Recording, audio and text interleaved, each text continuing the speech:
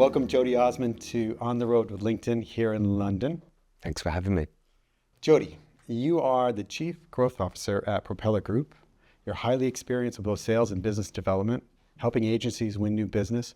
And you're also the co-founder of the BD 100, which lists UK's top 100 business developers. So I'm excited for our conversation today because we're going to discuss something that I'm fascinated with, which is that intersection between sales, new business, and technology. So let's start off by talking about sales and solutions. How do you set up your teams for success for both sales growth and solving problems for your clients?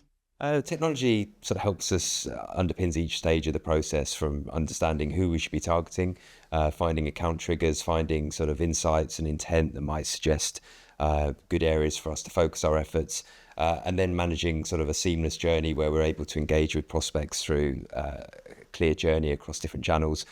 And then key thing is measurement. It allows us to really sort of measure success, where we're getting leads from, how we're getting conversion, how many decision makers we're having to involve in the process, and really being able to measure the success of each step. And I guess the sort of learning I've got, and sometimes the frustration, is that people don't spend enough time getting the targeting right at the outset.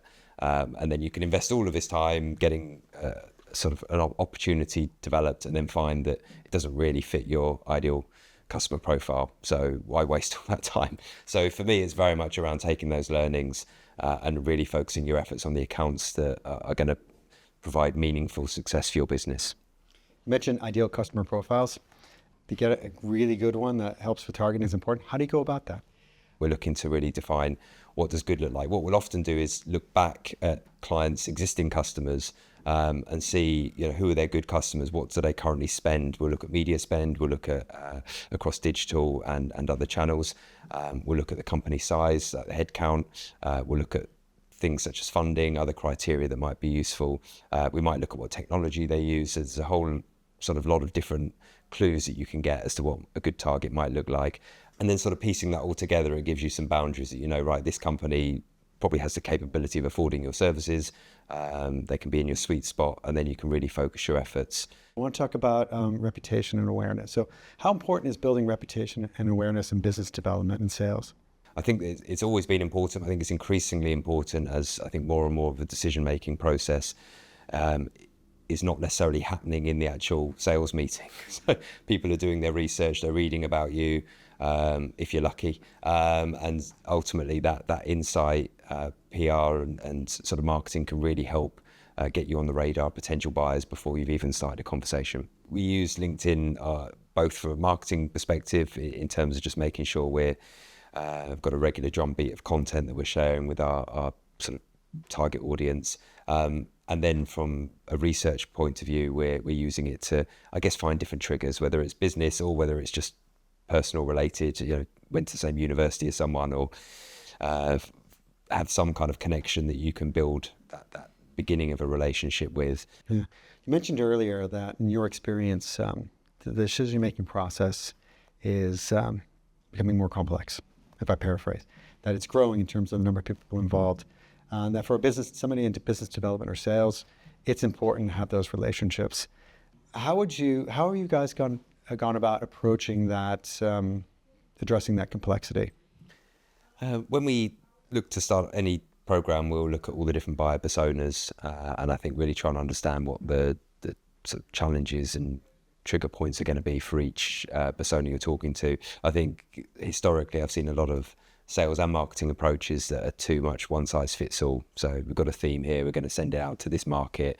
It might be personalized to the sector, but that's about it. So I think the key thing is sort of having communication that is relevant to each different stakeholder. And I think we're seeing more and more decision makers involved in processes. I think sort of recent stats are well into double figures.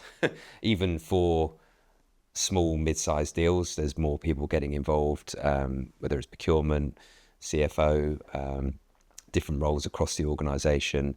People want to see that people are making the right decisions and getting the right value out of suppliers. And I think it's just important to be on the radar early doors with all of those decision makers, rather than being an afterthought when it comes to the sign-off process. How would you go about enabling your entire organization to be comfortable with that complexity, with the added dimensions around how to successfully land new deals?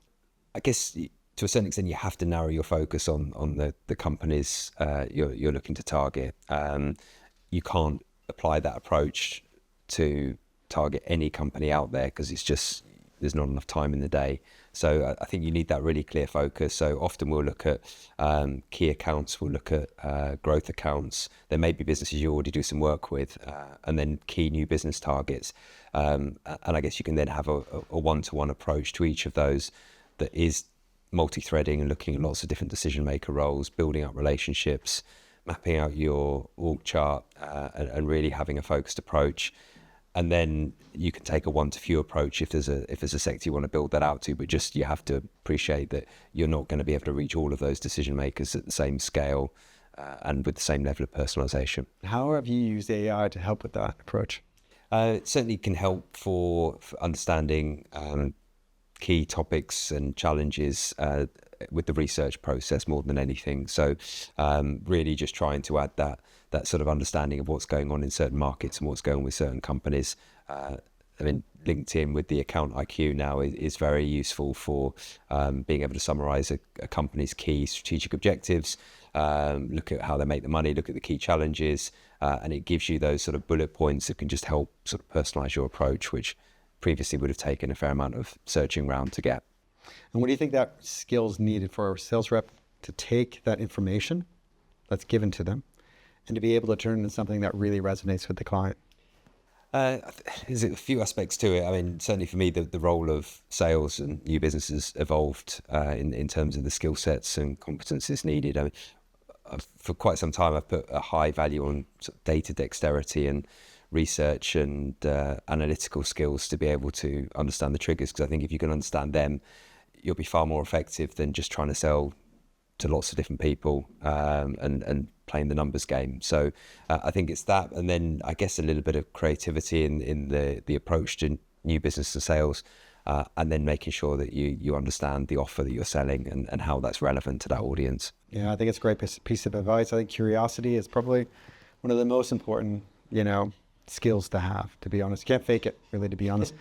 Jody, thank you for today's conversation. I found it hugely insightful, and I'm sure others will as well. Pleasure. Thank you so much.